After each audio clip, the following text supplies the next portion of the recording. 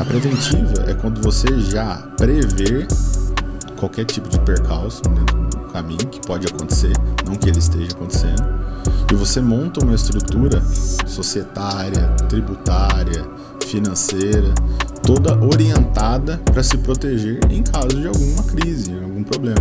Nós vivemos num país que praticamente não tem crise, né?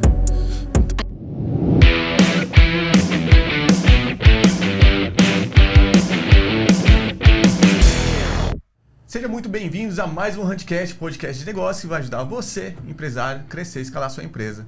No episódio de hoje a gente vai falar sobre planejamento patrimonial, tributário e gestão de crise financeira. E para isso, para falar de uma forma muito simples, trouxemos um grande amigo, convidado especial. Apresenta, Rafa, nosso convidado. Hoje estamos aqui com Marcos Gomes, fundador e hoje atua como CMO da Limborso Gomes Advogados, que tem mais de 60 colaboradores e já movimentou mais de 3 bilhões em ações para os seus clientes. Marcos, se apresenta aqui. Você disse que gosta de navegar, fazer dinheiro, inclusive tem outras empresas aí. Me conta um pouco mais, qual que é o segredo? É muito legal essa oportunidade. Primeiro eu queria agradecer vocês, né, pela participação. E contando um pouquinho sobre a minha história, eu queria remontar um pouquinho essa origem, né? O propósito de eu, vamos falar assim, abrir um escritório de advocacia, né?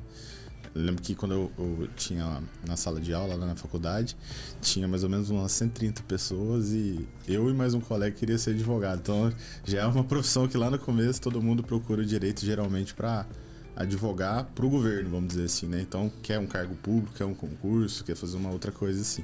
E eu fui um pouquinho diferente. E eu até então eu não sabia o porquê disso, né? Essa situação de por que eu queria advogar, ela foi aparecer lá na frente. Eu sempre tive vontade, mas eu nunca entendi muito bem o porquê disso. E aí eu fui começando a remontar, né, a minha passagem, a minha história de vida. E aí eu lembro de uma época que foi uma situação financeira muito difícil na minha casa, né? Não sei se vocês são da época que as coisas eram um pouco mais áridas, né? Eu lembro de comer carne 3 vezes por semana, por exemplo. Né, que não era todo dia que podia comer carne e tal. E sempre uma situação bem, assim, regrada. Meu pai e minha mãe sempre batalharam muito. E ambos tentaram empreender. Ambos tiveram, em algum momento de suas vidas, empresa. Só que o que aconteceu? Em determinado momento eles quebraram os negócios deles, né? E eu vi toda aquela transformação, a queda do padrão de vida, você tendo que segurar a onda nas contas. Então, eu prometi pra mim, naquele momento em diante, que eu falei assim, não, peraí, não é possível que ninguém fica do lado do empresário. Porque nesse momento o contador foge, nesse momento o fornecedor vai embora, os funcionários querem saber de receber o salário deles no final do mês, e o empresário ele fica, né, vulnerável a essa situação. Então ele precisava de alguém para amparar essa jornada, e aí que eu me embrenhei no direito. Então eu fui descobrindo isso no meio do caminho. Logo de início eu já entrei na PGE, que é a Procuradoria Geral do Estado de Minas Gerais, onde que mexe com tributos, né, ICMS principalmente. E ali eu pude trabalhar com procuradores assim de muita experiência, muita bagagem, muito renomados. E eu conseguia visualizar alguns projetos, né, que eles estavam tentando de uma certa maneira desconstruir, falar que aquilo ali na verdade era um erro tributário e tudo mais, e eu tentava estudar aquela, né, como se fosse desmontando um rádio ali, olhando as pecinhas ali, para conseguir remontar isso, né? Qual o caminho correto? Como fazer o negócio de uma maneira lícita, né? Sem uma sonegação, sem, né, uma confusão. E aí eu comecei a realmente olhar para o direito como uma ferramenta que eu podia ali então influenciar a prosperidade da vida das pessoas, né? Principalmente do meio empresarial. Foi mais ou menos isso. Marcão, você falou dos desafios de empreender. A gente sabe que um dos grandes desafios do empreendedor é quando ele vai começar um negócio. E existe um momento inesquecível na vida dessa pessoa. O momento da primeira venda. Sim. Você consegue voltar no tempo e trazer o que você sentiu quando você viu a sua ideia saindo do papel e realmente virando uma realidade? E qual que foi o impacto disso na sua vida? Muito interessante isso. Eu me formei muito cedo. Eu me formei com 23 anos. Então, e quis o ramo empresarial. Veja bem, o empresário ele pode contratar qualquer pessoa. Ele não tem uma necessidade de contratar qualquer tipo de profissional. Por quê? A empresa geralmente gera um bom faturamento, né? E ela possibilita com que ele tenha acesso a bons advogados. Então, quem que ia dar oportunidade para um advogado recém-formado colocar o negócio, os rumos da empresa dele nas mãos daquela pessoa ali, que eu não tinha nenhuma referência, a não ser os lugares que eu já trabalhei, enfim, né? Mas isso não seria muito importante naquele momento. E eu me lembro de ter uma visão, né? Quando eu trabalhava no escritório de advocacia, como estagiário, eu pensava assim, nossa, eu vejo aqui que os advogados, de certa maneira, têm um conhecimento mais raso e tal, e eles são tão bem-sucedidos que quando eu entrar no mercado de trabalho, eu vou arrebentar. Na hora que eu abrir o escritório, eu vou pegar um monte de cliente, vai ser tudo maravilhoso, né? E aí eu abri o escritório, eu fiquei 1 ano e 7 meses para poder empatar o custo, pra você ter uma noção. Então, a venda, ela se tornou algo árido, porque eu não tinha indicações, eu não tinha para quem mostrar o meu trabalho, e no começo você acaba pegando um pouco de cada coisa, mas comentando o que você perguntou, eu lembro exatamente do dia que isso tudo virou, que eu consegui realmente entrar nesse meio empresarial. A gente estava participando de uma concorrência com outros escritórios para assessorar uma associação de postos de combustíveis, que é como se fosse uma associação privada que faz uma compra coletiva para reduzir preços, essas coisas e tal. E eles precisavam de um jurídico para organizar tudo isso. E aí o que aconteceu? Eu fui na apresentação e na hora que eu saí da apresentação, eu cruzei com um dos caras que era um dos advogados mais famosos e mais antigos da cidade. Eu falei assim, poxa, cara, eu vim aqui à toa, perdi, né? E aí na hora que eu tava voltando assim pra Varginha, essa reunião era numa cidade ali perto de Varginha, São Gonçalo. Aí o cara me ligou, falou assim, você pode voltar aqui?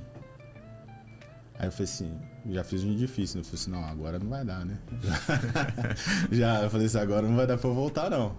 Aí ele falou assim, não, então, porque a gente gostou da sua proposta, eu queria saber se dá pra gente negociar esses valores aqui e a gente entrar num meio termo. Aí eu falei assim, o que você tá pensando? Aí eu tinha mandado, tipo, um valor, ele mandou na metade, assim, né? Eu falei assim, poxa, não tem opção, né? Eu preciso de um case, eu preciso começar. E aí eu aceitei a proposta, liguei pro Niklaus, falei assim, ó, tem 2 notícias, né? O Niklaus, meu sócio. Liguei e falei assim, ó, tem 2 notícias pra te dar. Aí ele falou assim, qual? Eu falei assim, uma boa e uma ruim.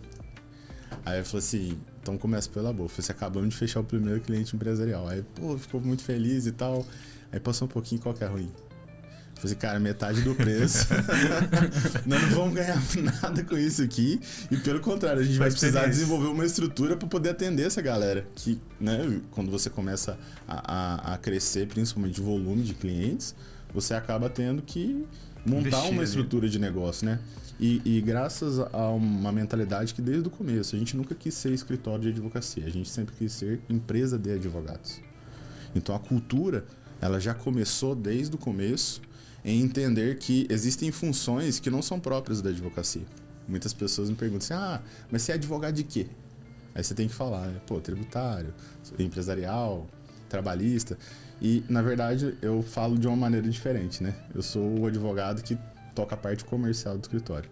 Principalmente a partir de um determinado tamanho, a gente acaba tendo que estruturar o negócio e começa a ter muitas bocas para alimentar. Então você imagina uma pessoa só caçando, né? Imagina uma tribo, né? Uma pessoa só caçando para alimentar aquela tribo toda ali que tem toda uma situação complexa que não gera faturamento. Então essas minhas responsabilidades, elas começaram a aparecer bem cedo, assim. Mas foi um desafio bem gostoso, assim, de ser vivido, enfim. Aí começou a história do escritório de verdade. Bacana.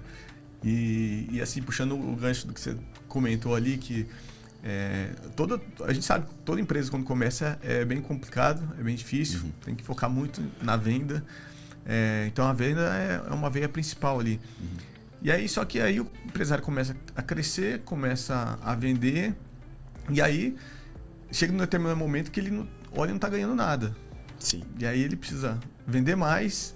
Só que aí você falou uma coisa interessante. Ele tem uma outra possibilidade que muitos empresários hoje talvez não tenham essa visão, mas você tem dinheiro na mesa, que a gente entra um pouquinho na parte do planejamento tributário. Sim. Que o cara começa a vender e pagar muito imposto ter muito custo e aí a margem dele começa a ser exprimida cada vez mais. Quanto mais ele fatura, mais o governo vai pegando a fatia dele. E você falou uma coisa legal que não precisa ser sonegar imposto. Dá para fazer isso de uma forma legal. Eu queria que a gente puxasse um pouquinho essa questão do planejamento tributário.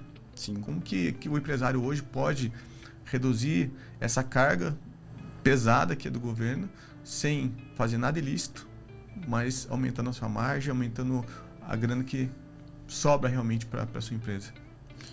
O sistema tributário no país, ele é um mar de oportunidades, né? Todo mundo fala que é complexo, é difícil. Operacionalmente, eu entendo dessa maneira também. Mas em toda dificuldade existem grandes oportunidades, né?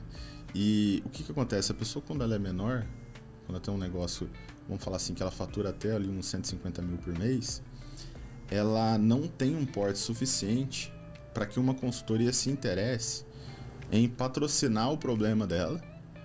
Porque como é que é a remuneração de uma pessoa que faz esse tipo de assessoria? É um percentual de êxito em cima do que eu consigo reduzir da parte tributária dela. Então você imagina, uma pessoa que tem um negócio pequeno não justifica a presença de um advogado porque o molho vai sair mais caro que o peixe. Então ela fica nesse impasse e ela sofre muito por conta disso.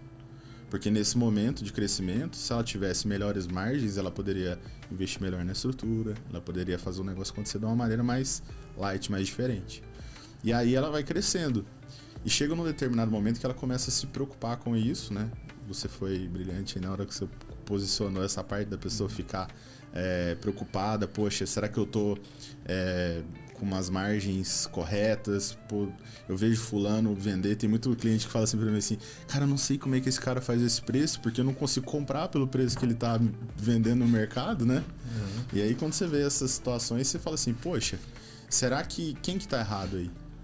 Né? Quem que tá errado? Será que o cara tá fazendo algo ilícito? Mas não pode ser, o cara é muito grande. Se ele estivesse fazendo, provavelmente ele já teria se prejudicando nesse caminho. E aí a gente começa a ver um limiar, né? Que é a atuação do jurídico como uma vertente superavitária, porque jurídico é custo até então, né? Pô, tomei uma ação trabalhista, pô, vou ter que contratar advogados. Pô, preciso reorganizar meu negócio, pô, vou ter que contratar advogados. E nesse ponto não, ele é superavitário.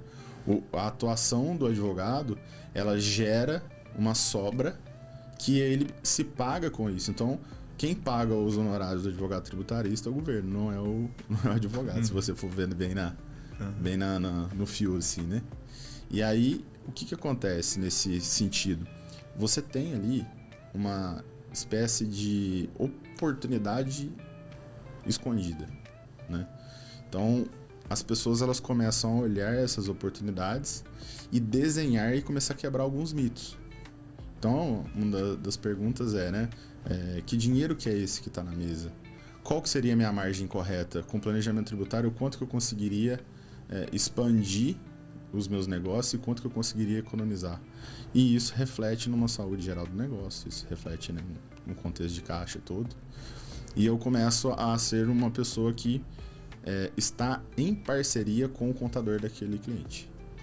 Então, o que eu faço? Eu auxilio ele a desenvolver técnicas com esse objetivo de reduzir ali a carga tributária dele dali para frente.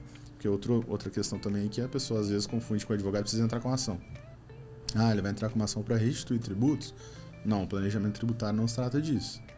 Ele se trata de fazer uma reengenharia societária, né? Ou seja, você vai abrir negócio, vai pesquisar CNAES, que são os códigos das empresas, né? Do que elas fazem de objetos. Você vai pesquisar ali os NCMs, que é o Código de Classificação de Produtos, desenvolver serviços. Tem uma carga menor, fazer uma carga menor.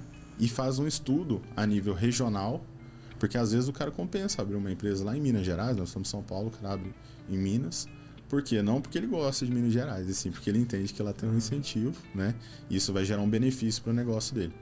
Então, todos esses caminhos não são óbvios, né? Por isso que preciso de uma assessoria para trazer muita coisa que já está o caminho já está pronto, então ele não vira um teste, né? Não vira um beta teste ali, e ao mesmo tempo desenvolver caminhos seguros que eles possam trilhar ali, e aí sim conseguir margens melhores do que quando eles eram menores.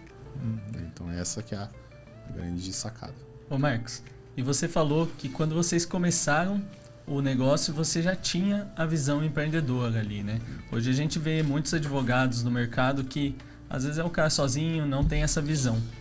E eu vejo assim, o advogado ele pode saber cada letra da legislação, mas se ele não tiver essa visão de negócio, dificilmente ele vai conseguir ajudar uma empresa, vai conseguir ajudar um empresário a ter sucesso no negócio dele.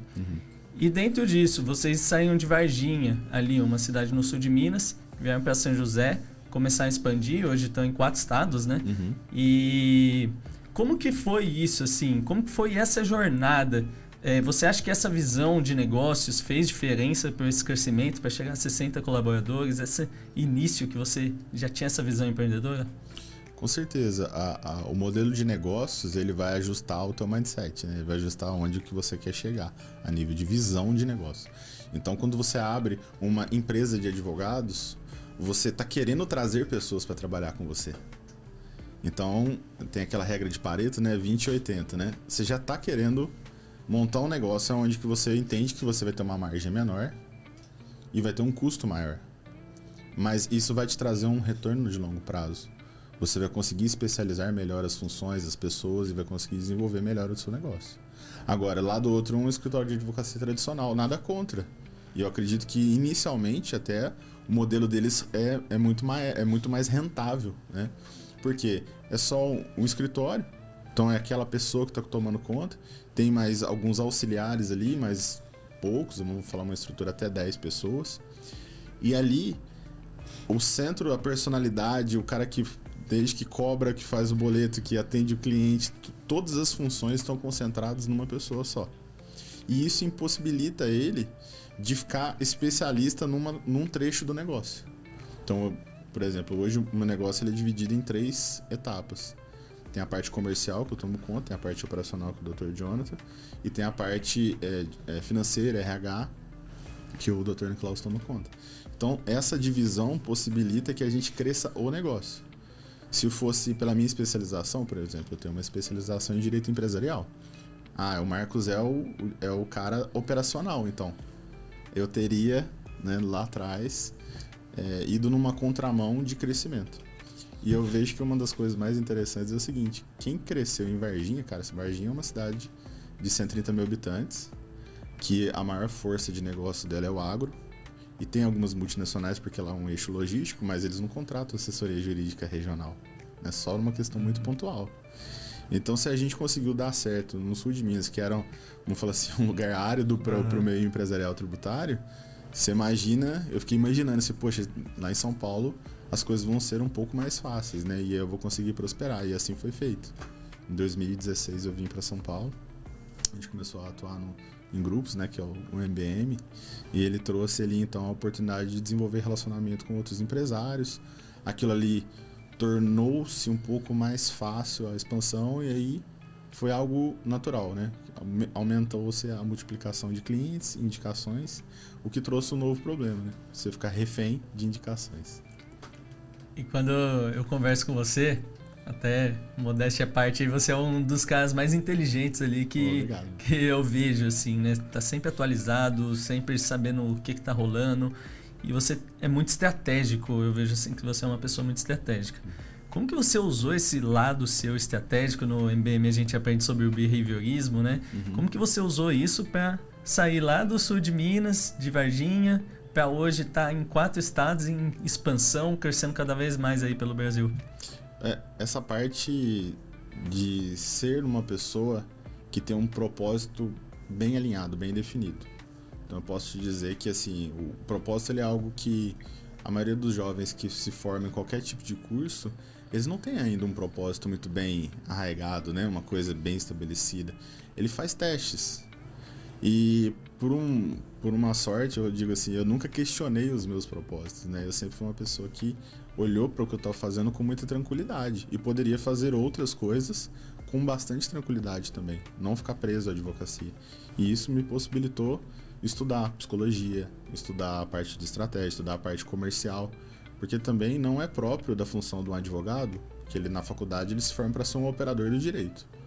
né? Não temos aulas de escritório de advocacia, de empreendedorismo, né? Como desenvolver uma equipe de vendas, né? Isso inclusive é longe da realidade. Se você conversa com um advogado da maioria dos tradicional, profissionais liberais, né? Com Médicos, né? Com certeza. Se você conversa com um profissional liberal hoje e fala que ele precisa ter um time de vendas, ele fala assim, mas como é que eu vou pagar isso? Né? Como é que eu vou botar um dinheiro na frente, desenvolver uma estrutura de vendas, investir em marketing para trazer pessoas? Como assim? Né? É um ambiente que ele tem até uma escassez de estratégia. Né? Tem todos os órgãos de fiscalização, você tem a OAB, você tem o CRC, você tem o CRM, que são os órgãos de fiscalização, né, de cada um desses autônomos, dos contadores e médicos, e eles fazem uma situação corporativista mesmo, né, impedindo um pouco ali da entrada desses novos profissionais no mercado, regularizando e regrando toda essa parte de marketing, de vendas. Então, é muito peculiar, assim, você ter igual o médico, né? Que se ele quer prosperar, ele tem que ter uma clínica ou hospital. E o advogado que quer prosperar, ele monta o quê? Né? Então, monta um tribunal? Não tem como, né? Então, existe essa questão de você desenvolver realmente a advocacia para um lado de empresa, né? Empresa de advogados e montar um negócio ali. Então, hoje a minha responsabilidade é desenvolver relacionamento, que veio desde lá, e também pegar essa base de clientes, essa base de atendimento e fazer uma estruturação, né, que seria todas as vendas offline. E no digital, né, que é algo que a gente vem trabalhando já há uns 3 anos, é estruturar uma equipe de atendimento, onde a pessoa vai ligar, ela vai ser recepcionada, bem atendida, direcionada para o atendimento de um profissional especializado. E aí tem essa confluência de cadeias e tecnologias, é um negócio que você não estudar, você acaba ficando... E assim, puxando um pouco esse gancho aí de prospecção, de time comercial, time de vendas, eu vejo assim que muitos advogados têm um senso comum que o advogado não pode vender. Ele tem que esperar o cara bater na porta dele, colocar o telefone no Google lá e esperar. Exato. Eu vejo que vocês fazem muito diferente, né? Como que é isso dentro do direito? Até que ponto é um mito na cabeça do empresário, do advogado ali, que ele tem que esperar o cara bater na porta dele? Eu lembro que quando eu mudei, eu quebrei essa crença, né? Porque é só uma crença, né? Você imagina, você trabalha no escritório clássico, vende uma assessoria jurídica clássica, olha seus colegas, estão todos naquele modelo. Você olha pro lado e fala assim, não, é assim. Ninguém nunca pensou diferente. E quando você vai ter uma ideia, vem os órgãos de fiscalização, né, a parte da OAB e tal, fala assim, nossa, não pode fazer isso, não pode fazer aquilo. Eu falo assim, meu Deus, e agora? Como é que vai ser o... E na verdade existem caminhos para que a gente possa estruturar um marketing, né, para que as pessoas se interessem, pesquisem você, pesquisem seu nome, fazer um bom trabalho de autoridade, que você vai mostrar para as pessoas que você domina determinado tema. Então, isso acaba corroborando ali para você estruturar essa venda e conseguir, inclusive, montar uma organização de time. Então, um departamento comercial mesmo, que aí já é um 2.0 do imaginário, né? Se o cara não se imagina vendedor, você imagina ter um departamento comercial no escritório de advocacia. Quebra todo paradigma. E hoje isso está se tornando bem comum, né? Eu tenho vários colegas no meio jurídico que têm departamentos comerciais dentro do escritório de advocacia, só que, diferentemente de outros negócios, não é né, que vocês têm o Hunts, né? Não é o caçador, né? Ele é o farmer, né? Ele é aquela pessoa que faz um bom trabalho ali, né? De publicidade, um bom trabalho de autoridade, circula em revistas, dá entrevistas, as pessoas se veem aquilo ali, ficam interessadas, vão até eles no modelo mais inbound, né, do que no outbound. Mas essa psicologia tá certa, existe essa resistência aí hoje da pessoa pensar fora da caixa. Interessante. A gente falou aqui de como crescer, né, através de vendas. Então eu vejo que a empresa ela tem ali algumas fases. Então a primeira fase ela precisa vender, pôr o motor ali para ligar o motor e para decolar. Aí começou a vender, vai gerar aquela bagunça. Vai gerar bagunça, vai precisar organizar a casa. Então na venda ela já pode usar a estratégia tributária para reduzir seu custo e vender mais. Depois a bagunça ela vai ter que organizar ali com os processos. E aí a hora que o cara realmente faz dinheiro aqui, o que ele precisa fazer para proteger o patrimônio dele? E quais os erros que você vê ali? A gente pode dividir a advocacia em 2 momentos, né? Você tem a advocacia preventiva e a advocacia reativa. A preventiva é quando você já prevê qualquer tipo de percalço dentro do caminho que pode acontecer, não que ele esteja acontecendo, e você monta uma estrutura societária, tributária, financeira, toda orientada para se proteger em caso de alguma crise, algum problema. Nós vivemos num país que praticamente não tem crise, né?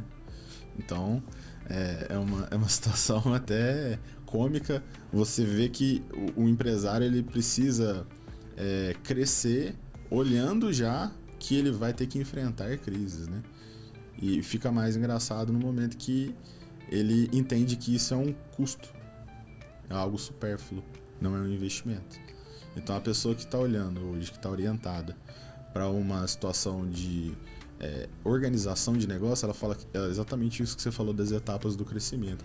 Ela vai olhar com aquilo, deixa para fazer depois. E depois é geralmente na hora que dá o problema. E eu sempre falo, na hora que dá o problema fica mais caro, né? Por uma série de fatores. Tem que fazer num tempo recorde algo que você não conseguiu fazer num tempo normal. E assim, pegando esse gancho aí, só pra gente... qual que é o momento que o empresário deve começar a se preocupar com isso? Bom, eu acho que o empresário tem que se preocupar com isso na fundação do negócio, né? Já desenvolver ali. Mas o interessante é que a vida do empresário... Eu lembro que quando eu fui estudar o Código Civil brasileiro, eu fui no índice dele e falei assim, vou te ensinar a estudar esse aqui. É o seguinte, lá tem a jornada da vida de uma pessoa. Então, o primeiro capítulo ele vai falar sobre a personalidade jurídica, né? Como que a pessoa ela fica, vamos falar assim, visível aos olhos do direito. Depois tem um ciclo que ela vai e começa a falar sobre negócios, né? Prática de negócio. Então, ele vai começar a fazer compras, fazer vendas, ele vai na padaria, ele vai no... Então, tudo isso vai sendo regrado ali dentro do Código Civil. Depois ele abre uma empresa. Depois ele casa, depois ele morre. Que aí é a parte do direito de família e depois no final, que é a parte sucessória, vamos dizer assim, né? Nesse meio do caminho, existe um planejamento que é um planejamento de vida. Porque a pessoa, no momento que ela estabelece um relacionamento, ela não está pensando no divórcio.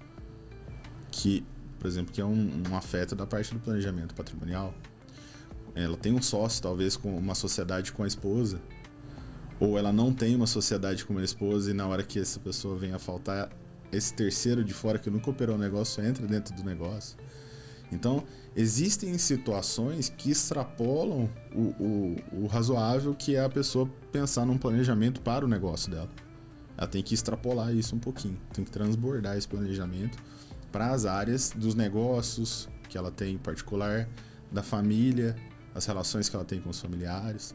Então, essa é uma visão que a pessoa precisa entender um pouco da engenharia social que ela vai querer fazer. E aí te põe e te convida a ser autor da tua vida, né? Então, no momento que você pode ali planejar como é que vai ser. Então, eu vou ter quantos filhos, eu vou casar em qual data, qual vai ser o regime de bens, enfim, várias questões que vão culminar ali num planejamento patrimonial que ele é do CPF, mas também é do CNPJ. Uhum.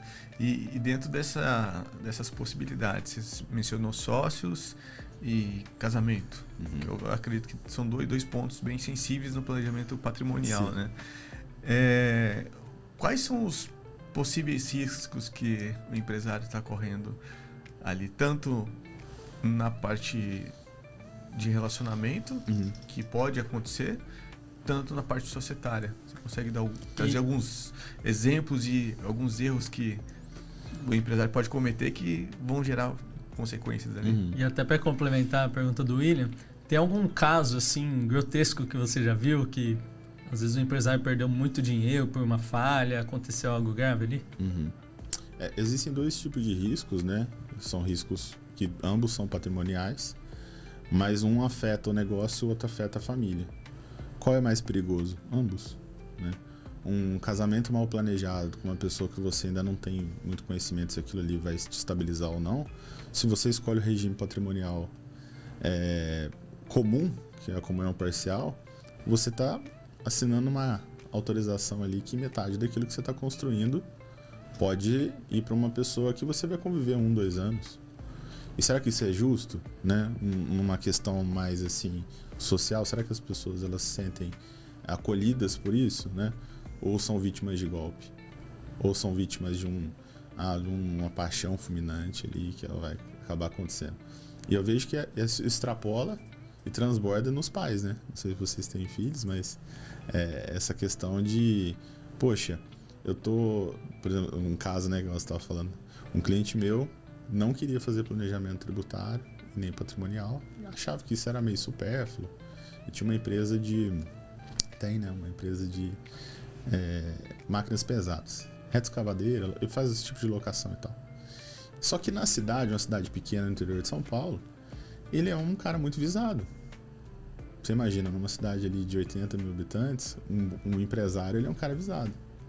E ele tem um filho pequeno, uma filha pequena, né, um casal. E aí ele leva essas crianças na escola, gosta, ele é participativo. E um dos dias, ele me ligou. Ele falou assim, Marcos, tá de pé aquela proposta lá que você fez pra mim? Eu falei assim, tá. Mas por que você se interessou 1 ano e meio depois? Cara, você não vai acreditar. Eu tava na escola da minha filha, participando ali naquele momento daqueles eventos de pais, assim e tal. E meu filho tava junto comigo. Quando veio, chegou uma mãe com a filha dela e falando assim, ó filha, esse daí é o menino de ouro que você precisa casar aí pra você ficar bem na sua vida. E aquilo ali abriu o olho, o cara falou assim, como assim? Como assim que eu vou... O meu filho, ele é essa peça, né, que eu sempre pensei nele numa questão de sucessão, mas eu nunca pensei que ele que ele iria ser assediado, né, uhum. Que teria esse alvo aí de outras pessoas se aproveitando desse contexto para arrumar a vida, nada contra, né? É uma estratégia, mas isso fez com que ele ativasse um gatilho. Ele falou assim, opa, eu realmente, mesmo meus filhos sendo pequenos, ainda não sei se eles vão ser herdeiros ou sucessores, né? Não sei se eles vão participar da gestão ou só herdar aqui e ficar tranquilo com o patrimônio, mas já ressaltou nele ali a importância de fazer esse planejamento e definir já o regime dos sócios. Então, se esse filho amanhã quiser entrar nessa sociedade, ele vai precisar casar com o regime de comunhão, separação total de bens. Então, ele não tem essa visão, mas no momento que ele vê ali todo um cenário sendo possível, ele já quer essa previsão. E isso é um gatilho, né? Tem outros gatilhos também. Por exemplo, a pessoa que ela já constituiu o problema. A pessoa toma uma ação trabalhista. A pessoa toma uma ação tributária. Imagina que ela vai ficar anos sem ter uma certeza jurídica ali. Como é que ela vai pagar aquele tributo? Porque eu digo, não, parcela, beleza, mas você vai conseguir assumir o valor parcelado mais o jeito de fazer certo, porque se você tomou uma multa, provavelmente você sonegava uma parte ou fazia alguma coisa errada, enfim. Até mesmo pela questão da sobrevivência do negócio. Então você não estava dando conta de pagar o tradicional, que já é muito alto, né? O Brasil é uma das maiores cargas tributárias do mundo. Ele ainda vai pagar mais uma beirada do parcelado? Vai dar conta de fazer isso? Então a pessoa começa a falar assim, poxa, existe risco. O meu negócio não foi feito para dar errado, mas ele pode. E no momento que ele pode, ele começa já a separar essas cestas. Ter várias viabilidades. Me lembro aqui de um amigo meu, tem uma transportadora no Maranhão, e ele simplesmente falou o seguinte, Marcos, se eu imaginasse que eu iria passar esse período de estiagem que eu estou vivendo na minha vida, eu teria me planejado. Porque você imagina, uma empresa transportadora, ela é totalmente refém dos seus clientes, né? Ou seja, um cliente empresarial que antes de dar uma carga para transportar, ou até mesmo periodicamente faz uma consulta da situação cadastral daquela empresa, vê que ela está com problemas tributários. Poxa, está dando sinais de fadiga ali, né? Pode ser que dê muito errado. Então, eu vou confiar o transporte da minha mercadoria nessa empresa? Ela começa a questionar isso junto com ele e pede para ele resolver. Só que não é só isso. Aí tem o banco. que antes ele tinha limite de antecipação de recebíveis gigantes, porque tem uma movimentação de faturamento alto. Aquilo é cortado da noite para o dia. Então, perceba que está todo mundo no fio de uma navalha, porque ele está alavancado, trocando maquinário, boa parte do maquinário dele para ser atualizado, ele não vai comprar aquilo à vista, ele vai entrar numa linha de crédito, de financiamento, então ele já tem uma boa fatia da renda nessa atualização desse patrimônio. Veja que vai se desenhando um cenário que ele é cataclístico, uma coisa vai resbalando na outra, e no final, se ele não tiver um bom planejamento, não tiver alternativas para continuar faturando, ele não consegue nem manter a carteira de clientes dele. Então, fecham-se todas as torneiras, né? E aí a pessoa passa realmente por uma gestão de crise financeira, que é algo já mais cataclístico. Poxa, as minhas entradas não estão dando conta de cumprir as minhas saídas. Quem que eu paro de pagar primeiro? Eu paro de pagar o banco? Poxa, mas o banco eu circulo o movimento do meu capital lá. Aí ele vai entrar com uma ação e vai bloquear lá. Então, para de pagar o trabalhador? Pô, pior coisa que a pessoa pode fazer. Né? Inclusive você aí, você está pensando dentro do seu planejamento tributário, né? Do seu planejamento patrimonial. Parar de pagar o trabalhador, é o pior começo que você pode fazer. Então, deva bancos, deva o governo, porque eles são parceláveis, eles são negociáveis. Agora, trabalhista é inegociável. E fornecedor, ele vai minguar o seu crédito. Se você começar a dar pedalada nele, ele vai falar assim, opa, não consigo vender mais para você porque você não honra com os compromissos. Então, essas questões de organização em gestão de crise financeira, ela faz com que você comece a pensar não numa situação ruim. Então eu devo pensar que tudo vai dar errado e por isso que eu estou desenvolvendo isso. Não. Mas eu tenho que ter já o plano A, B, C, D, o alfabeto inteiro, né, já desenhado para não ficar travado no meu negócio e ali entrar numa falência sendo líquido. Porque essa empresa de transporte, ele tem vários conjuntos de equipamento que pagam a dívida 5, 6 vezes. Só que na hora que você quer vender, você não tem liquidez. O cara não aceita do banco. Fala assim, então faz o seguinte, para quitar a dívida do banco, eu vou te mandar 2 conjuntos aqui de caminhão. Você não aceita isso. Pelo contrário, se ele está devendo aquele equipamento, o que vai acabar fazendo? Ele devolve o equipamento é leiloado, ou seja, vendido abaixo do valor de mercado, o cara sai sem equipamento e com dívida. Olha que louco. Que normalmente o cara está alavancado. Normalmente ele está alavancado. Então esses cenários eles começam a se amarrar. Por isso que a minha advocacia ela não é algo orientado para um ponto. Geralmente a pessoa quer, né? Mas você é especialista de quê? Você é empresarial, tributário? O que é? Eu faço esse conjunto porque eu pensei no meu escritório de advocacia não como uma especialidade em algum ponto. Eu pensei nele para resolver o problema. Então eu coloquei o problema, coloquei o cliente no centro, puxando aquela parte do behaviorismo, né? De tentar entender, trazer o cliente para o centro do negócio. E aí eu desenvolvi as especialidades e as necessidades em torno daqueles problemas que os clientes têm.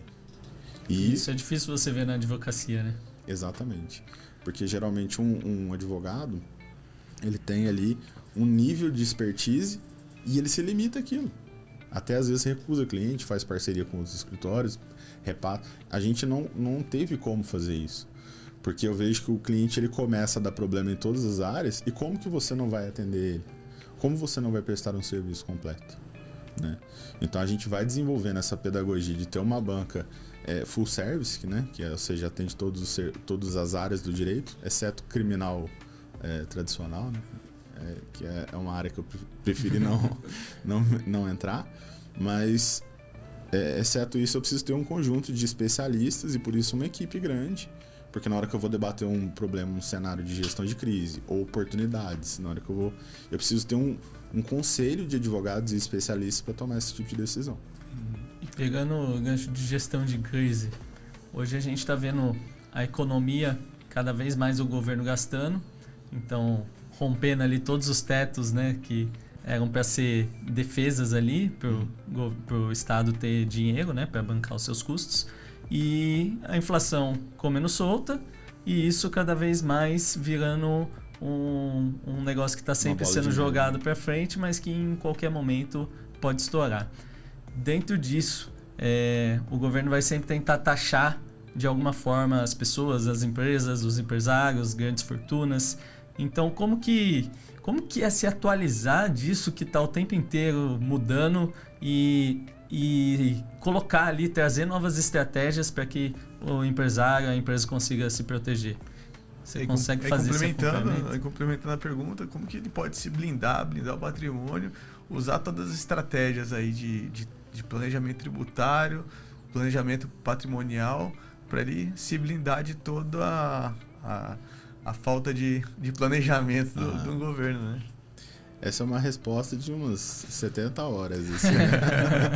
Porque cada caso vai ser uma situação específica, mas te respondendo assim em linhas gerais, hoje uma empresa, ela paga, a se depender se é produto ou serviço, no final, se você pudesse fazer um equilíbrio quantitativo, né? Qual que é o percentual de faturamento que vai embora, faturamento bruto do seu negócio, que vai embora no pagamento de impostos? Então eu queria que vocês, né, contribuíssem aí. O que está no teu imaginário? Quanto que você acha que você paga de imposto no teu negócio? Eu não estou falando em outros impostos. Quanto você acha que você paga de imposto? Cara, se for somar tudo que Tudo, tem direto... No negócio, só no negócio. Quanto que você acha que você paga? Percentualmente. 40%. 40% você? Eu acho que um pouquinho mais, hein? Então, mais? Uns 40, 50 ali. 40, 50, né? Hoje nós temos 36 impostos. A maioria dos impostos do Brasil, eles não são impostos que a gente paga na guia. São impostos que a gente paga embutido. Então, por exemplo, se eu vou lá nos Estados Unidos e faço uma compra, eu tenho lá plus tax, né? Ou seja, adicionado taxas. E eu sei exatamente o valor daquele tributo em cima da mercadoria. Aqui no Brasil, até eles tentaram desenvolver uma estratégia dessa. Esses dias para trás eu vi uma menina reclamando que o melão estava sendo taxado em 45%. Aí todo mundo falou assim, não, mas não é verdade. Veio até uma polêmica naquele... Né, que sempre rolam uns posts assim, né? E aí, não, porque o ICMS é 17%, como assim? Não é só ICMS. Tem os tributos federais, tem algumas taxas e tributos municipais quando é serviço, e os tributos, inclusive, estaduais. Então, você vê uma oneração da cadeia e, desde lá do começo, tem um cidadão pagando o tributo, que é o primeiro da cadeia, o fornecedor primário, e ele vai repassando isso. E muitas das vezes ele não consegue usar aquilo de crédito para abater. Por quê? Existem umas coisas meio bizarras que só tem no Brasil, que é, por exemplo, o ICMS-ST, que é a substituição tributária. Ou seja, eu pago pelo meu cliente antes dele vender. Então, mas espera aí. Na hora que eu já vendi, eu já paguei o ICMS? Porque é um jeito deles controlarem a sonegação. Então, quem fica na responsabilidade que é mais fácil de ser fiscalizado e auditável? A ponta ou os intermediários grandes, né? Os intermediários grandes. Você tem situações complexas hoje no Brasil, onde você está trazendo essa margem de carga tributária para próximo de 60%. Só que você vê na guia ali entre 30% e 40%. Os outros tributos, eles vêm indiretos. Eles vêm cascateados de uma cadeia. Eles vêm, por exemplo, tributos de importação. Na hora que você está vendendo um vinho lá no teu restaurante, você não está pensando no tributo de importação, mas aquele vinho não foi produzido aqui. Então ele teve uma tributação. E aí existe uma orientação. Quando o produto ele é supérfluo, inclusive, ele é mais taxado. O cigarro, por exemplo, de 300% a 500% o plus de impostos dele. E a mesma coisa acontece com o refrigerante, que vai dar problema à saúde. Um sorvete que vai dar problema à saúde. E aí que entra a mágica do planejamento tributário. Né? Por exemplo, o McDonald's tem um caso muito emblemático, né? Que ele não vende mais sorvete. Ele vende bebida láctea. Ah, mas todo mundo vai lá procurar um sorvete. Tá bom, mas você só consegue comprar uma casquinha, um sundae, um McFlurry. Ah, mas eu quero um sorvete. Não temos. Nós temos um McFlurry, que é mais próximo daquilo que você está pedindo. Serve? Pô, serve. A pessoa associa a marca, o sabor, a marca do produto. Então eu vou querer aquilo. Eu vou comprar aquilo. Só que eu não vou pagar como um sorvete. Aquilo é uma bebida láctea resfriada. Só nessa brincadeira tem quase 70% de economia tributária. E aí, como que o empresário que não está fazendo isso compete com quem está fazendo? O cara tá vendendo sorvete. O cara que tá vendendo picolé, sorvete na rua, né? Ele até se acha mais prestigiado. Porque um mito é que o Simples Nacional é algo que é mais barato. Todo mundo que está no Simples Nacional está lá, inclusive, achando que é mais barato. Só que existe uma situação, né, que eu brinco muito, todo mundo fala assim, mas qual que é o melhor regime tributário? Qual que é o melhor regime tributário que existe no Brasil para determinado segmento? Muitas pessoas chegam e falam assim, mas eu já vi já com o meu contador, eu vou mudar para o lucro real, porque aí eu vou... Não existe isso. É uma matriz de análise combinatória. Para quem estudou isso, nem lembra mais no ensino médio, né? Se você pegar uma planilha, você tem ali 3 regimes tributários. Então eu posso ter no Simples Nacional quando cabe, né? Porque estoura o faturamento já não cabe. Eu tenho o lucro presumido e tenho o lucro real. São essas 3 linhas. E eu tenho 3 colunas. O que essas 3 colunas? Elas vão ser o ICMS, o ISS, ou seja, é só produto, é só serviço, ou um misto, que eu posso tomar nota dupla, produto com serviço. Só essas 3 linhas com essas 3 colunas, se você mesclar, isso gera 9 análises. Se eu falar que existe 3 cenários, ou seja, eu vou pegar 9 e vou, né, colocar isso ao cubo. Vai ter 27 hipóteses, porque eu posso pegar o lucro real, posso pegar ISS, mas eu tenho que ter 3 variáveis. Essa empresa está aumentando as vendas? Ela está diminuindo as vendas? Ela está estabilizada? Porque a depender, se ela tiver um aumento, aquele regime ali ele é bom para aquela faixa de faturamento que ela está ali naquela hora. Se ela já tem uma previsão de aumento de vendas, ela vai ter que acompanhar isso. O que torna o nosso trabalho... Eu já tentei vender de várias maneiras, né? Eu já tentei vender meu trabalho como se fosse um projeto de arquitetura, assim, né? Você monta, entrega para a pessoa, ela opera. Só que ela não tem condição de fazer isso, porque é muito dinâmico. As compras que ela faz, os momentos, as saídas. Muitos dos clientes falam assim, né? O fornecedor tá me ligando no final do mês e falando que ele vai dar 10... Tá desesperado para vender aquele fornecedor. Porque o vendedor quer bater meta. Mentira. O vendedor não quer bater meta. É que se aquela empresa não tiver entradas suficientes para cobrir o volume de compra que ela teve, talvez maior daquele mês, ela vai pagar um tributo que é maior do que os 10% de desconto que ela está fornecendo. Aí você falou assim, opa, peraí, tem um mundo atrás aqui que eu não estou entendendo. Que é um mundo não óbvio, né? É igual o combo do McDonald's, né? O pessoal fala assim, o combo do McDonald's é porque se eu comprar mais produtos, fica bom para os dois, porque eu aumento o tanto que eu estou disposto a gastar, não como só o sanduíche, eu levo ali o refrigerante e levo a batata. E eu tô, né, tranquilo, predisposto ali a fazer um planejamento tributário que, na verdade, eu derrubo esse valor final. Então ele vendeu o combo, tributariamente sai mais barato do que se ele vender os itens individuais. Porque cada um vai ter um tipo de tributação específica. Então no começo, você pega essa estratégia, aí você fala assim, não, mas aí dá para estabilizar, vou fazendo só isso.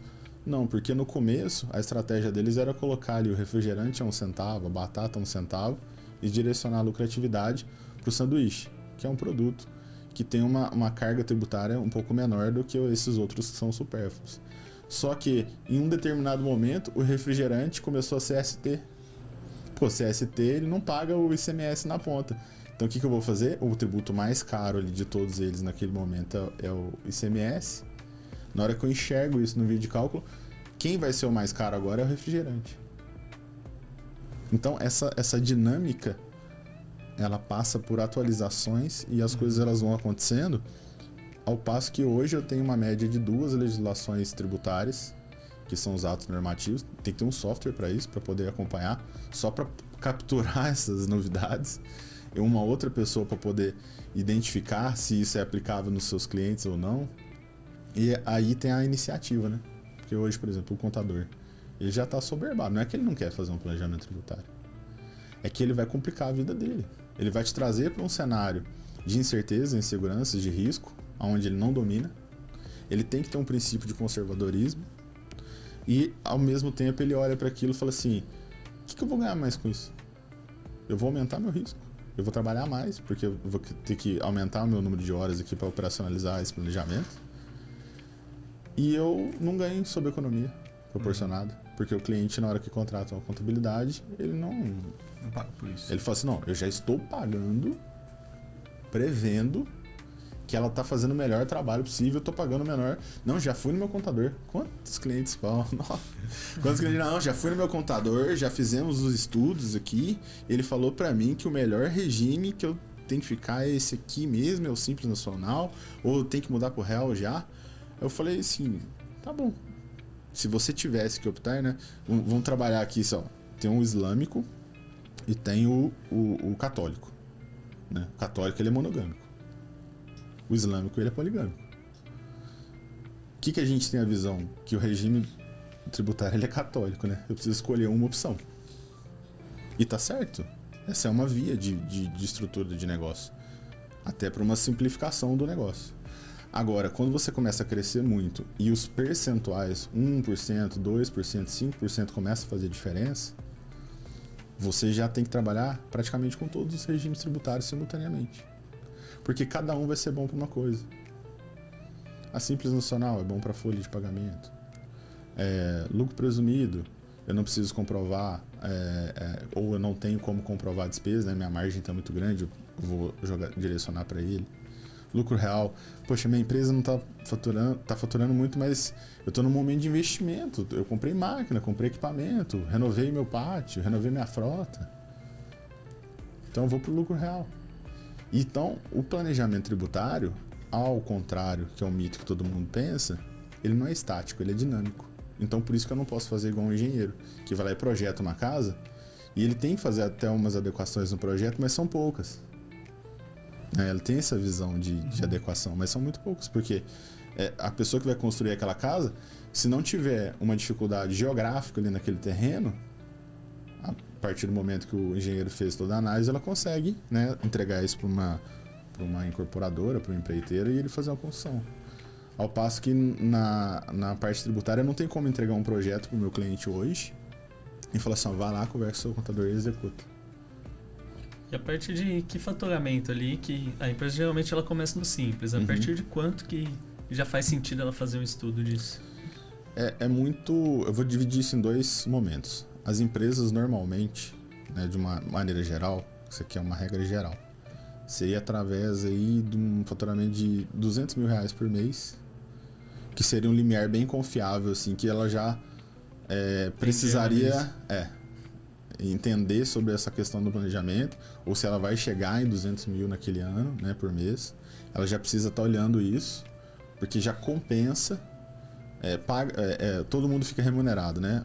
O retorno sobre toda essa engenharia, ela começa a ter um percentual de expressão versus o faturamento. Legal. Agora, se eu pego um profissional liberal que não tem custo nenhum, então o que eu estou falando? Eu estou falando de um corretor de imóveis, eu estou falando de um médico que às vezes ele ofere altas receitas em momentos pontuais, específicos.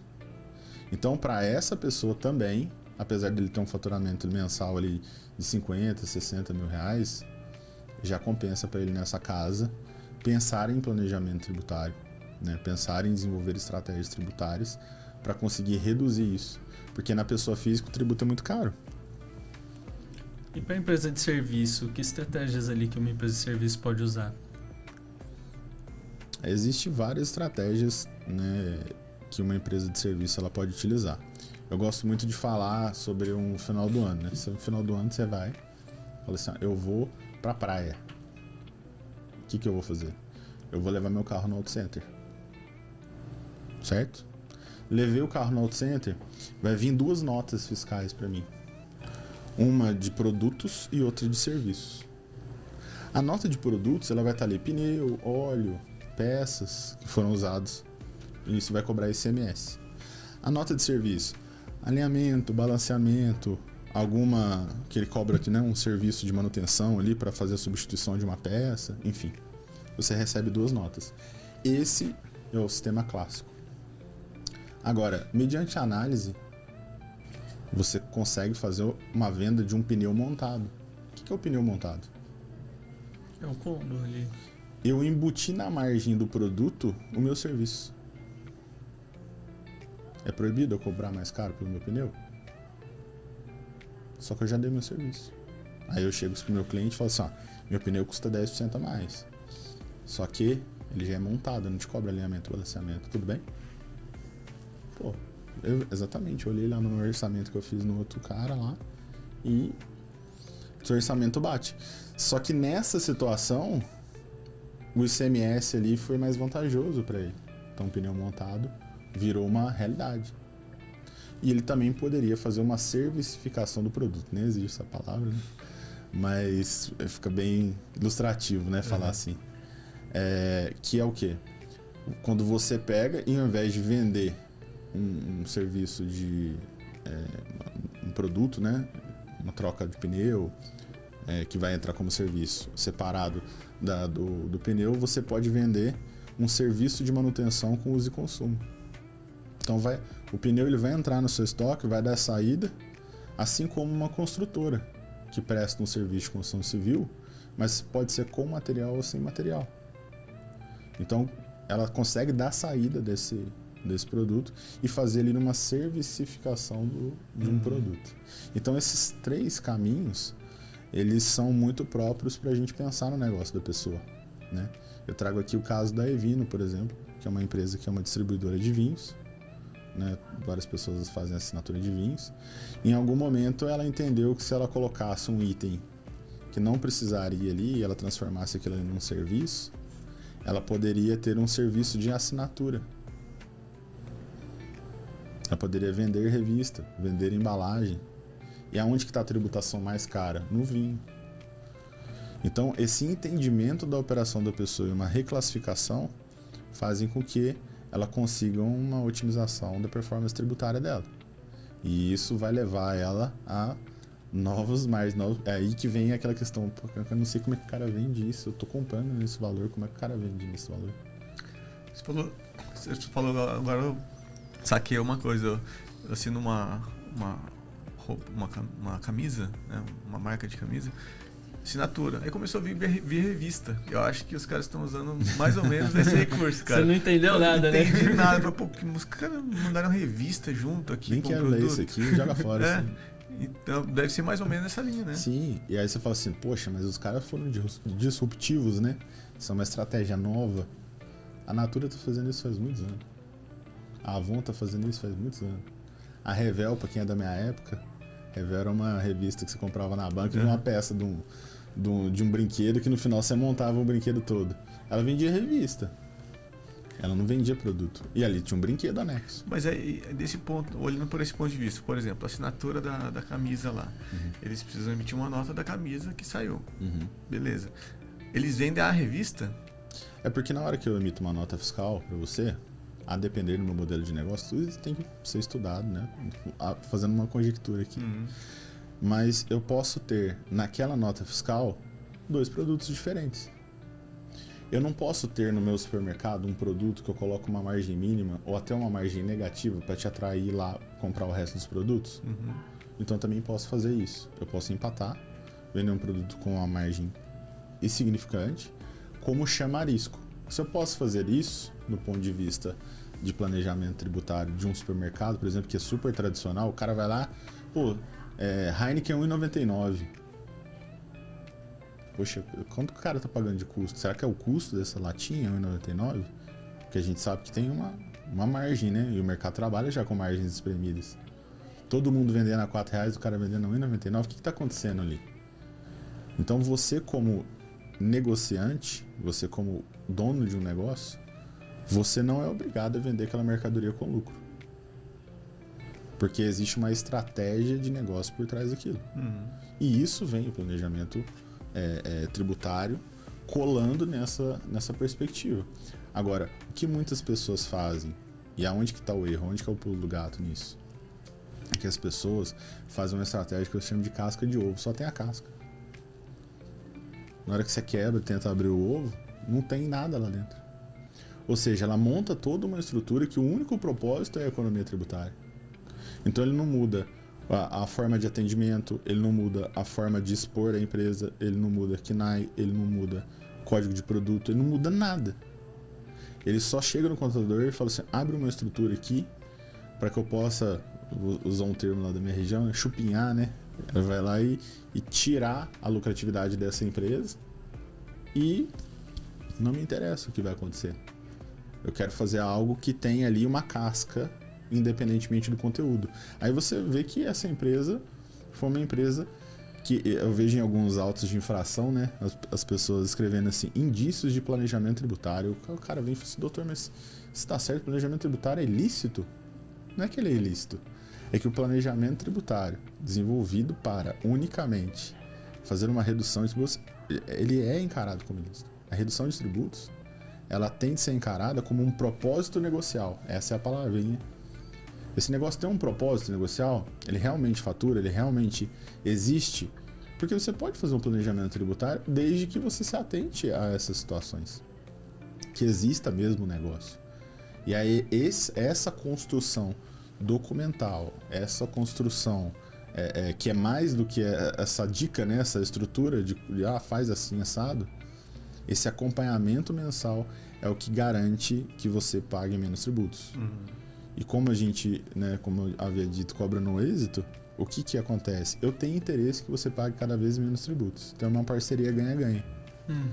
Onde eu estou preocupado com o setor que você não tem tempo, mesmo que você tenha core, né? Você não tem tempo para lidar, que é algo muito dinâmico, onde eu plugo meus especialistas ali e a gente fica trabalhando em algo que é bom para os dois lados. Então não é uma situação pontual que eu entro ali e depois pulo fora. Eu acompanho a empresa. Então o que você está falando é que vai muito além da advocacia só. Você ajuda realmente a estruturar um modelo de negócio da empresa, basicamente. E aí você, além de estruturar o modelo de negócio, você sugere. Esses dias para trás, por exemplo, um cliente nosso tinha lá alguns equipamentos e ele tem uma distribuição fracionada. Então ele tem várias caminhonetinhas e tal que ele distribui o produto dele. E eu olhei para aquilo e falei assim, cara, você já pensou em ter uma locadora de veículos? Aí eu falei assim, locadora de veículos? Pra que eu quero uma locadora? Não quero alocar o carro para ninguém, não. Eu falei assim, e se eu te explicasse que nessa situação aqui você iria conseguir comprar o carro pelo menos 30% mais barato? Na hora de vender o carro, você ia vender por mais ou menos o mesmo preço que você pagou nele. Você tem uma possibilidade de utilizar essa empresa dentro do ecossistema do teu grupo de negócios e ainda, eventualmente, fazer serviço para fora. Tá aí, feliz, tá com 120 carros agora e tá vendendo esse serviço para fora. Porque é como se fosse um spin-off, né? Ele cria um negócio dentro do negócio dele que até então ele era o maior cliente do negócio dele e ele começa então a prestar serviço para fora. Então, o planejamento tributário, ele não é visto apenas nos momentos de crise. Poxa, o imposto está me apertando. Não, ele é visto no momento de expansão, de oportunidade, de criatividade. O problema é o momento que o empresário procura o advogado, né? Geralmente ele procura no momento de escassez, no momento de problemas, né? No momento de desafios. Ele não procura num momento de abundância. Pelo menos eu nunca, no telefone nunca tocou falando assim, doutor Marcos, vamos tomar uma cerveja aqui, tô muito bem, eu quero saber como é que eu vou ficar melhor. Né? Não existe, pelo contrário, né? Pô, tô cheio de problema aqui, agora que eu faço, vou quebrar. Aí você entra com essa questão que é até psicológica. Porque eu digo o seguinte, é razoável que ele chegue na mesma conclusão que eu chego. É razoável que ele entenda o sistema tributário bem especificamente do negócio dele, até mais que eu em alguns momentos, porque ele está todo dia ali, ele está pesquisando concorrente. Mas qual é a diferença? A diferença é a constância, a determinação, o tempo que eu vou ficar do lado dele. Por que as pessoas pagam personal trainer? O cara está lá 10 anos pagando personal. Então, existem dois motivos. O acompanhamento é o cara que faz ele levantar da cama, senão ele não ia treinar. Então, o cara que está olhando ele, né? Cobrando, exigindo e tendo essa pedagogia. E segundo, é o momento que as pessoas olham para aquilo ali e falam assim, poxa, eu já sei fazer o serviço, já sei fazer o exercício de core, já sei fazer o serviço na minha empresa de core. Para que eu vou precisar de uma pessoa para estar junto? Aí a gente fala sobre performance, é execução. É olhar para a pessoa e falar assim, cara, você levantou essa barra 8 vezes, mas eu tô vendo aqui que você tá fazendo corpo mole, dá para levantar 12. Então vai mais 4. E é esse no mais 4 que a gente faz com que o cliente consiga aí 1% aqui, 2% ali, 3% aqui, que faz com que ele tenha ali uma economia relevante para o negócio dele. Marcão, encaminhando para o final aqui, gostaria que você deixasse uma mensagem. Se você pudesse deixar uma mensagem que fosse se conectar no cérebro de todas as pessoas que estão ouvindo aqui, que mensagem você deixaria? Eu acho que muitas pessoas, elas agem de acordo com a dor, né? A pessoa que age de acordo com a dor, ela tem uma vocação a entrar numa espiral negativa. Você imagina, eu tenho uma dor e eu vou tratar só no momento da dor. Mas eu tô vendo que aquilo ali, várias pessoas estão no momento de dor. Então a frase que eu tenho para falar para as pessoas é a seguinte: não procure o médico só na dor. Procure o médico para fazer um check-up. Existem profissionais que são médicos das empresas. O contador é um deles, o advogado é um deles. Então não deixe para fazer um tratamento de algo super relevante apenas no momento da dor. Então, sente conosco, bate um papo, independentemente se vão me contratar ou contratar um terceiro, porque é isso que vai garantir com que você esteja sempre atento às oportunidades, mas também aos desafios. Então você fica mais prevento, você fica mais ágil ali, você fica mais ativo dentro do seu negócio, e o seu concorrente certamente não tá pensando nisso, porque ele tá igual bombeiro, ele tá apagando fogo no dia a dia ali, né? Saindo dos momentos estratégicos e indo para os momentos, vamos falar assim, dos desafios operacionais do negócio. E aí, lá na frente, esse trabalho de 1% ao dia que você está focado na estratégia, ele vai fazer 300% ao ano. Então é essa visão, essa mensagem que eu deixo aí para todos vocês da audiência. Se as pessoas quiserem encontrar você, Marcão, quais as redes sociais aí para a galera te seguir? Eu estou em vários estados, então tá fácil de me encontrar, né? Hoje nós temos base em vários lugares, né? Mas aqui a rede social do escritório é Limborso Gomes Advogados, né? @LimborsoGomesAdvogados. A minha pessoal é @adv.marcos.gomes. Então, qualquer pessoa que entrar lá vai conhecer um pouquinho mais, né, do nosso dia a dia, da nossa história. E ali ele pode entrar em contato conosco e a gente desenvolver uma parceria bem bacana. Legal. E você, empresário que está ouvindo a gente também, se você quer alavancar sua empresa, você só tem duas formas: vender mais ou reduzir custos, despesas, que é o que o doutor ajuda a reduzir essa carga tributária que é absurda no Brasil. É 1 para 1, né? Só finalizando, você vê que as pessoas às vezes elas estão ali pensando em sempre vou crescer meu negócio, vou aumentar minha venda. Só que na venda, eu falo que a venda é 5 para 1 e a redução de custo é 1 para 1. Cada R$1 de custo economizado é R$1 que entra no seu bolso. Cada R$1 de venda faturada, ele tem todo um custo de estrutura que sobra ali uma margem do seu negócio, 20%, 30%. Então vai ficar 20, 30 centavos no seu bolso. Então, às vezes, até por uma questão de estratégia de mercado, é preferível você ter um modelo mais, ter um resultado, né, mais enxuto, do que você fazer uma expansão a qualquer custo ali e depois trabalhar isso lá na frente já escalado, né? Exatamente. Então, tá a dica aí, fica a dica para você. Se quiser, não que você vai precisar só reduzir tributos, porque a empresa que não vende também quebra. E se você quiser vender mais, escalar suas vendas, ter um processo estruturado na sua empresa, a Hunt Sales vai te ajudar nisso também. E gratidão por aceitar o convite aí, que tá com a gente, compartilhando um pouco de conhecimento. Gratidão a minha. É breve, né? São muitas informações. Muita coisa por pouco daria tempo. Pra ficar né? dias aí falando sobre isso, né? Se fosse analisar casos específicos. Mas prometo aí voltar uma segunda vez com novos detalhes aí, pra gente poder bater outros temas, né? Legal. Gratidão, Marcão. Gratidão. Se você quiser seguir a gente também, segue lá, @hunt.sales no Instagram. E até a próxima. Abraço.